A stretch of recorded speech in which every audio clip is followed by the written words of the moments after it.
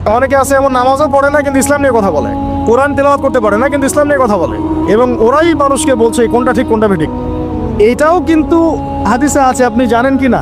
উমর ইবনে খাত্তাব রাদিয়াল্লাহু আনহু একজন সাহাবীকে বলছিলেন যে তুমি কি বলতে পারো ইসলাম কখন ধ্বংস হবে? সেই সাহাবী বলছেন, ইয়া আমিরুল মুমিনিন, আপনিই বলেন ইসলাম কখন ধ্বংস হবে, আমি তো বলতে পারি না। তখন তিনি বলছেন যখন যখন তিনটা বিষয় দেখবে তখন বুঝে নিবে ইসলাম ধ্বংস হয়ে যাবে। এক নাম্বার দল্লাতুল আলেম, যখন দেখবে আলেমের পদস্খলন ঘটছে কিনা এখন।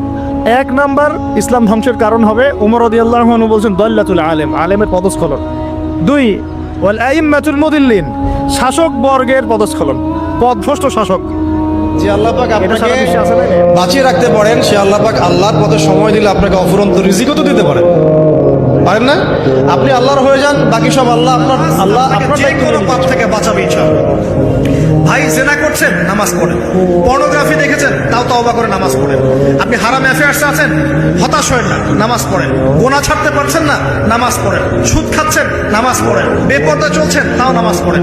আপনি অন্যের হক নষ্ট করেছেন, তাও নামাজ পড়েন। যে পাপই করেছেন, নামাজটা পড়েন। নামাজ আপনাকে সমস্ত পাপ থেকে বাঁচিয়ে রাখবে ইনশাআল্লাহ। আস্তে আস্তে ইনশাআল্লাহ দেখবেন সব পাপ থেকে। সবচেয়ে ইম্পর্টেন্ট জিনিস আপনাদের পৃথিবীতে একজন উত্তম জীবন সঙ্গিনী, গুরুত্বপূর্ণ জিনিস পৃথিবীতে। সে যদি ভালো হয়, নেককার হয়, সৎ হয়, আপনি দুনিয়াতেই জান্নাতে থাকবেন ইনশাআল্লাহ। আর সে যদি বদকার হয়, দুশ্চরিত্র হয় এবং আল্লাহ এবং তার রাসূলের বিরুদ্ধাচরণ করে, আপনার আনুগত্য না করে, আপনি দুনিয়াতেই জাহান্নামের ফ্লেভার করো না, কষ্ট পেও না। তোমার রব তোমাকে ছেড়ে দেননি, বলে সাউফা ইউতিকা রাব্বুকা ফাতারদা, তোমার রব তোমাকে শীঘ্রই দান করবে। হাঁটবে যখন রাস্তায় চলাফেরা করবে, তোমাদের উপরের দিকে দেখবে না তোমাদের উপরে কারা আছে, অলওয়েজ দেখবা তোমাদের নিচে কারা আছে, তোমাদের চেয়ে খারাপ কারা আছে। এক ভাইকে আপনি দেখবেন আপনি সুস্থ, তার হাত নাই।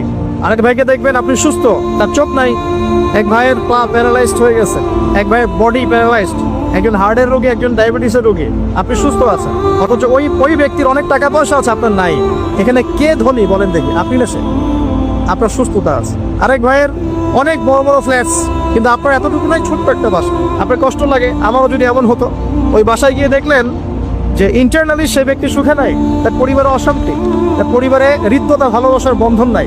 আপনার পরিবারে আছে একটা রিক্সাওয়ালা, সারাদিন রিক্সা চালিয়ে 500-1000 টাকা আর্ন করে বাসায় চলে গেল, গিয়ে মাশাআল্লাহ আলু ভর্তা, ডিম ভাজা, ডাল দিয়ে ভাত খাচ্ছে, সুখে আছে দিব্যি, বউয়ের সাথে গল্প করছে, চাঁদ দেখছে। আর সেই তো কবে আপনি ওয়াইফ কিনে চাঁদ দেখেছেন ঠিক নাই। আপনি টাকা অর্জন করার নেশায় বছরের পর বছর স্ত্রী থেকে দূরে আছে, দেখারই সৌভাগ্য হয়। আসলে সুখ কাকে বলে? সুখটা কি জিনিস? ঢাকাবাসীকে সুখ বোঝানো দরকার। সুখটা কি জিনিস? সুখটা হচ্ছে ইন্টারনাল পিস। যখন আপনি বা আমি নিজেকেও বলছি, যখন আমরা আল্লাহকে পাবো, আল্লাহ পাকের ইবাদতের মধ্য দিয়ে, রাসূলের সুন্নতের মধ্য দিয়ে অল্পে তুষ্ট থাকতে পারবো, যা আছে এতে শুকরিয়া আদায় করবো, আপনার চেয়ে সুখী মানুষ দুনিয়াতে কেউ নাই দুনিয়া। কিন্তু বস্তুবাদিতা আপনাকে এই আকীদা ও আদর্শ থেকে সম্পূর্ণ ডিমোটিভেট করে দিবে। আপনাকে খালি চাই